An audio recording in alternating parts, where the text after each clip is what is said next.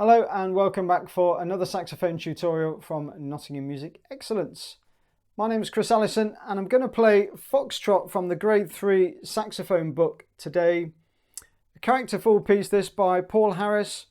I think this is quite a good choice for Grade 3. It's got some good variety and tempo changing in there. So stay tuned, I'm going to show you how to make it sound really awesome. Here we go.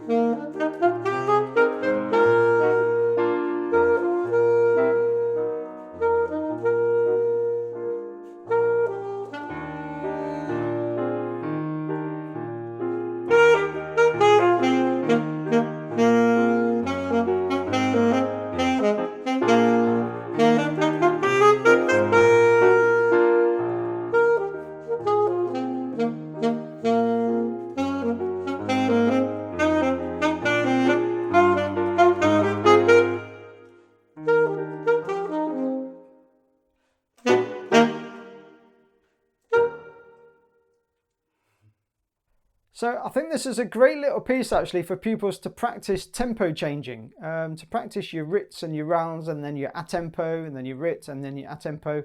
I think this is really good for that, and I think generally speaking, out of all the pupils I've taught, a lot of pupils do find that very difficult, just to sort of hold back and then go back to another tempo. Pupils generally tend to like to just be in one tempo. So I think this is great for that. And I have to say, I do like to play that middle section, the poco meno mosso, which means a little slower. I like to exaggerate that perhaps just a little more and play that a little more slowly than perhaps like the official ABRSM recording, just so that you can exaggerate those differences a little bit more clearly. And then that will give you the opportunity when you come back to 21 to demonstrate the really lively tempo all over again. There are also some very clear sort of black and white dynamics here, aren't they? So you start off with that big sort of confident sound, which I think is great for any exam piece. So start off with your best sound.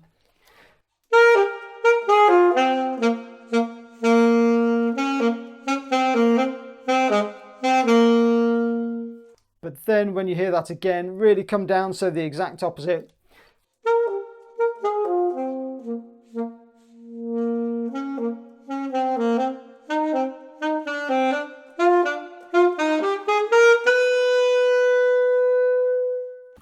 And then back up to forte gradually and really hit that A flat with a nice big confident sound.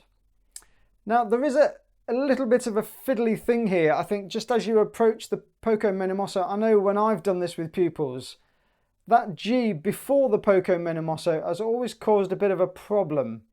So just be mindful of the fact that this tune starts, it kind of sounds wrong the way it sounds, but so basically place that G before the poco meno mosso and just be conscious of the fact that the piano comes in on the second G, not the crotchet G. So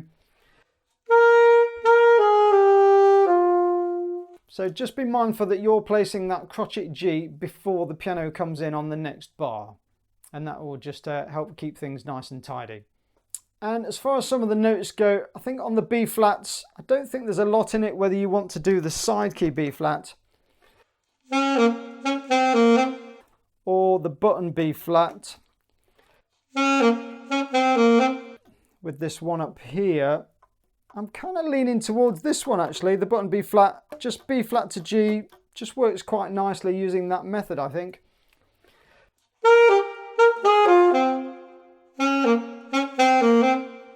So I think I quite like that B flat just on this occasion.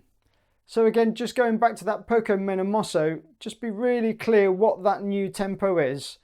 Try and, instead of hanging on to the piano part, try and lead the piano. Show the piano exactly what speed you want to play that at.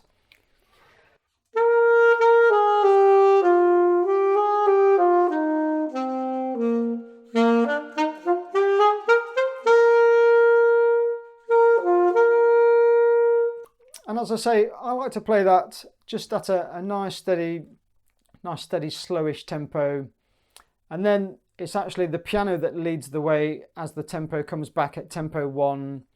So be really sure that you know where to come in at 21 there.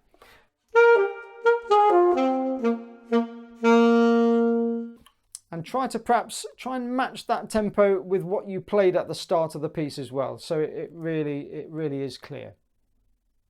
So I think that's all I'm going to say on the details of the music.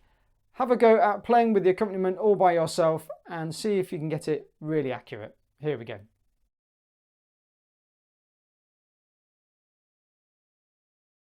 One, two, three, four.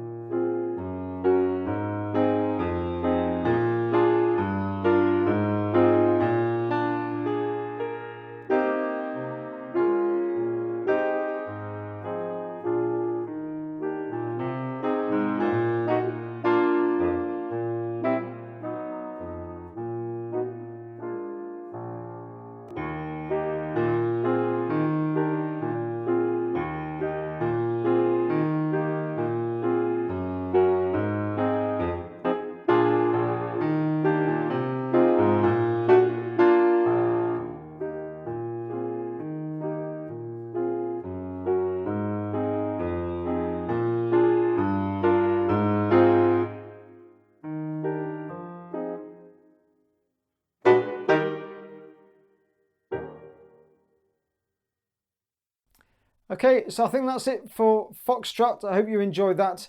If you did find the video useful, of course, then don't forget to click that like button and leave me a complimentary comment in that section below, or just let me know how you're getting on with grade 3. I'd love to hear from you. But that's it for this video. I'll see you on the next one. Bye.